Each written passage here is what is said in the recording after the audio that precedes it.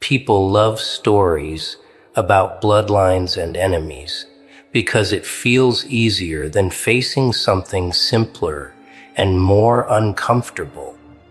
Most hardship in life doesn't come from villains hiding in shadows. It comes from everyday dynamics where people test boundaries, project fears, and react badly when someone stops playing their assigned role. At some point, you notice a shift. Conversations feel different. Certain people become cautious. Others grow distant or defensive. Not because you threatened anyone, but because something changed inside you. You stopped explaining yourself. You stopped chasing approval. That internal shift unsettles people who depended on your old patterns. They sense independence the same way animals sense weather changes. No logic, just instinct. An instinct tells them their influence is fading. Betrayal rarely arrives as a dramatic act. It usually shows up as subtle withdrawal, quiet gossip, or advice that feels off. Someone smiles while undermining you. Someone warns others instead of speaking to you directly. This hurts because it violates trust, not because it surprises you. Deep down, you already felt the imbalance. Psychology teaches that betrayal stings more when it confirms something you've been avoiding. The mind resists accepting that not everyone around you wants growth for you. Accepting it feels lonely. Still, clarity is healthier than illusion. Once you see where loyalty ends, you stop overextending. You stop investing energy where it won't return. That decision isn't cold. It's protective. Disrespect works the same way. It starts small, being interrupted, being dismissed, being joked about in ways that feel uncomfortable. Many people tolerate this because conflict feels worse than disrespect. Over time, tolerance teaches others how to treat you. When you quietly change how much access people have to you, the disrespect often escalates before it disappears. This phase is confusing. People react strongly when unspoken rules change. Silence from you feels like rejection to those who relied on your attention. The reaction isn't proof you're wrong. It's proof the dynamic shifted. Silence is misunderstood. Silence isn't weakness. Silence is a pause where observation replaces reaction. When you stop responding the way people expect, patterns become obvious. Who reaches out with care? Who reaches out with control? Who only engages when they need something? Silence gives your nervous system space to settle. A settled nervous system sees clearly. You begin responding intentionally instead of emotionally.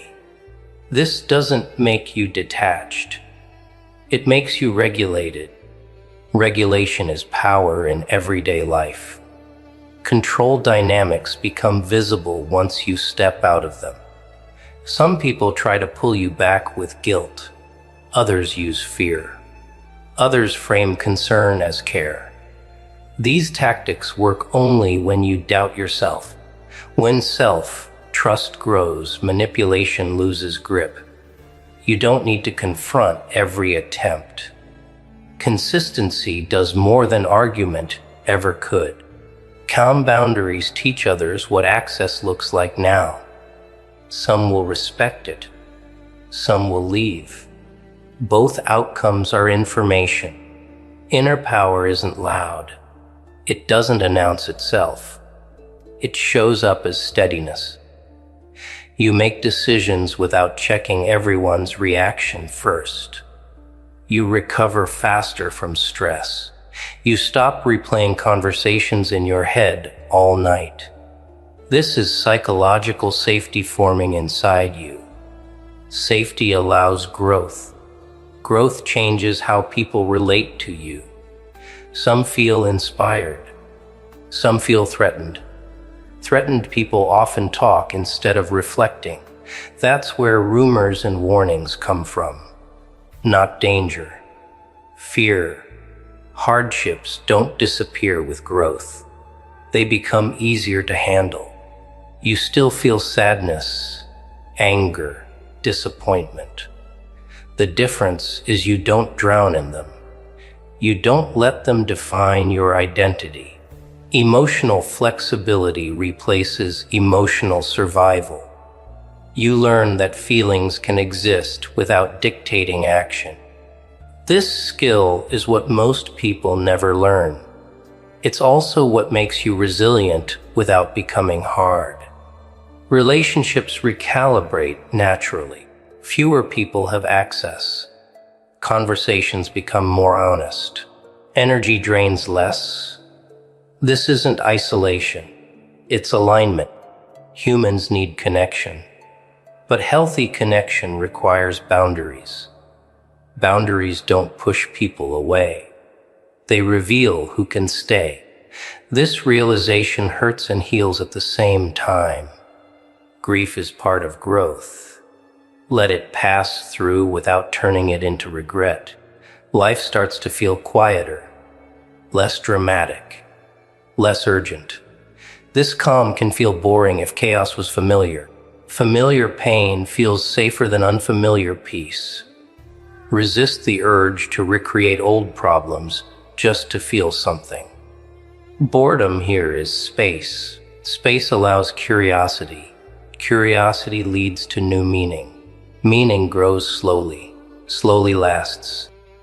Wholeness changes the way a person moves through the world, and not everyone can handle that shift.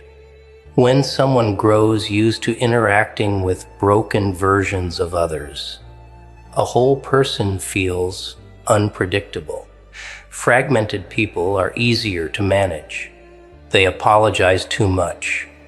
They explain themselves. They bend when pressure shows up. Wholeness removes those cracks. It replaces hesitation with steadiness. The moment this happens, the room feels different. Conversations slow down. Reactions become muted.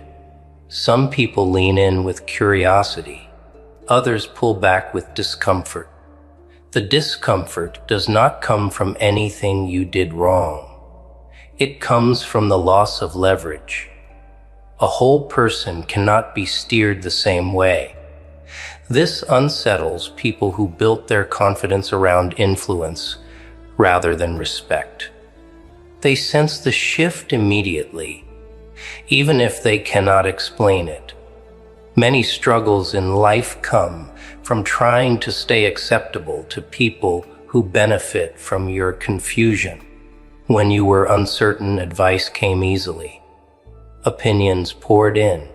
Others felt useful correcting, guiding, shaping you. Wholeness interrupts that dynamic. Guidance is no longer needed in the same way. Advice starts sounding intrusive. Questions feel unnecessary.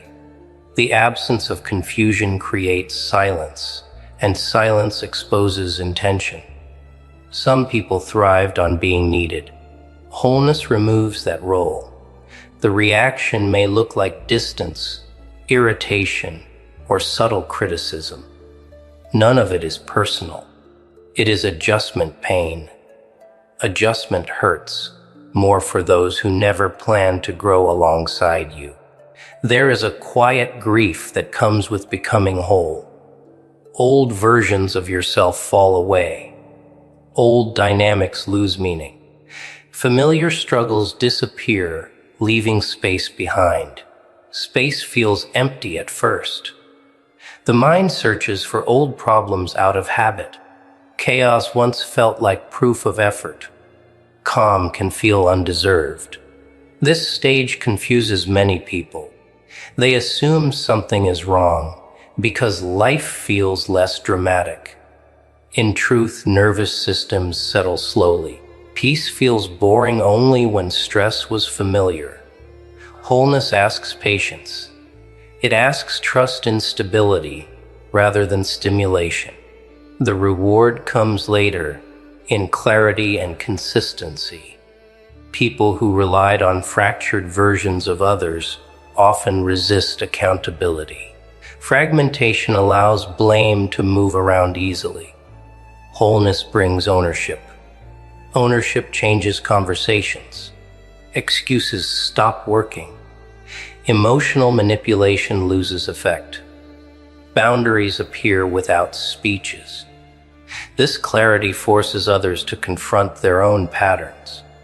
Confrontation without words feels threatening. Some respond with avoidance. Some respond with judgment. Some respond with warnings disguised as concern. These reactions reveal more about the speaker than the listener. Wholeness acts like a mirror. Mirrors rarely make people comfortable. Daily life becomes simpler in unexpected ways. Decisions no longer require approval. Choices align with values instead of fear. Emotional reactions shorten. Recovery happens faster. Problems still arise, but they no longer feel personal. This shift changes how people treat you. Respect appears quietly. Resistance fades slowly. Influence redistributes without announcement. Wholeness carries weight without force. Force demands attention. Weight commands it naturally.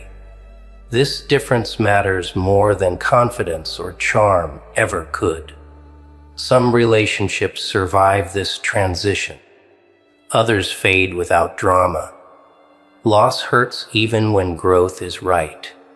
Missing people does not mean returning to old patterns. Memory often softens reality. The mind remembers connection, not cost. Wholeness requires honesty about both. Grief passes more cleanly when nostalgia is balanced with truth. Staying whole sometimes means letting go without closure. Closure is internal, not negotiated. Peace grows when acceptance replaces explanation. Life after wholeness feels quieter. Mornings feel ordinary. Work feels manageable. Rest feels allowed. These small changes mark deep healing. Ordinary life supports long-term stability. Stability allows creativity. Creativity restores joy. Joy arrives calmly, not explosively. This calm joy feels different from relief. Relief fades. Joy grounded in wholeness stays. Many chase intensity their entire lives without realizing intensity was compensation for inner fracture.